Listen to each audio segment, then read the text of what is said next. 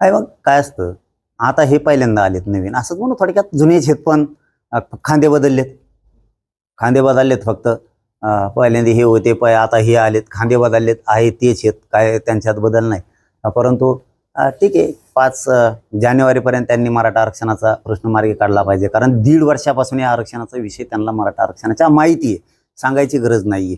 कारण आमची सगळ्या सोयरीची अंमलबजावणी आहे आमच्या व्याख्याप्रमाणे, तीही नव्याने सांगायची गरज नाही, नव्यानं काही निवेदन देण्याची गरज नाही. हैदराबादचं गॅजेट आहे, सातारा संस्थांचं आहे, बॉम्बे गव्हर्नमेंटचं आहे, हे पण नव्याने नाही आहे, ही पण जुनीच मागणी आहे तिचे.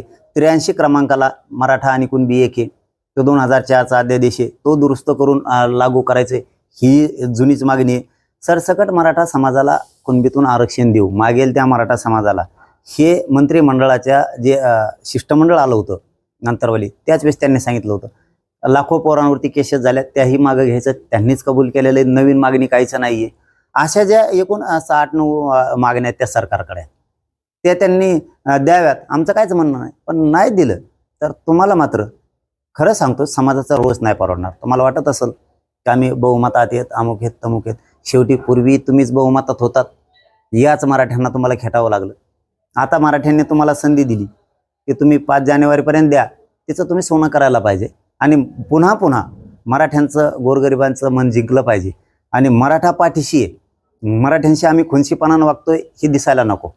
म्हणजे विशेष या तिघांनाही सांगतो की तुमची जबाबदारी की मराठा समाजाला असं तुमच्याबद्दल आता तरी वाटायला नको की तुम्ही द्वेष करताय माझ्या मराठ्याचा, जाणून बुजून तुम्ही आकाशानं त्यांच्याशी वागताय, सूड भावनेनं बदला घेण्याच्या भूमिकेनं मराठ्यांशी वागताय.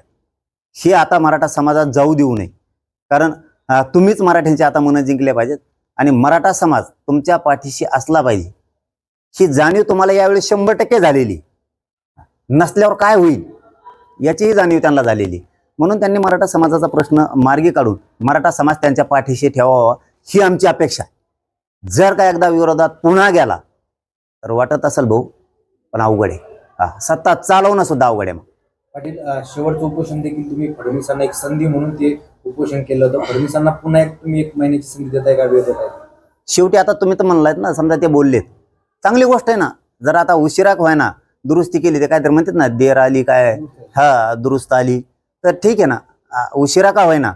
पण मराठा समाज हा नको अंगावरती घ्यायचा. मराठा समाजाचा खरोखरच आक्रोश आहे, मराठ्यात खरोखरच गोरगरीब लोक आहेत, त्यांना अपेक्षा आहे. आणि माझा पवित्र समाज आहे हो, आणि पवित्र समाजाचं मी पवित्रपणानं, न कुठं डाग लागता, न कुठं मॅनेज होता, न कुठं समाजाची गद्दारी करता, न समाजाची बेमानी करता, त्या पवित्र समाजाची प्रामाणिकपणे काम करतो.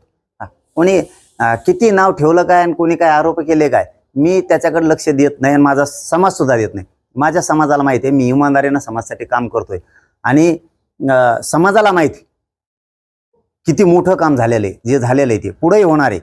आणि जे आरोप करतायत, जे कोणी काय टीका करतायत, यांच्या वर्षाने 6 महिन्यांनी लक्षात येईल समाजासाठी प्रामाणिकपणानं मी किती करून ठेवलंय. त्यामुळं तुमच्या आरोपाचा काहीही परिणाम समाजावर होणार नाही.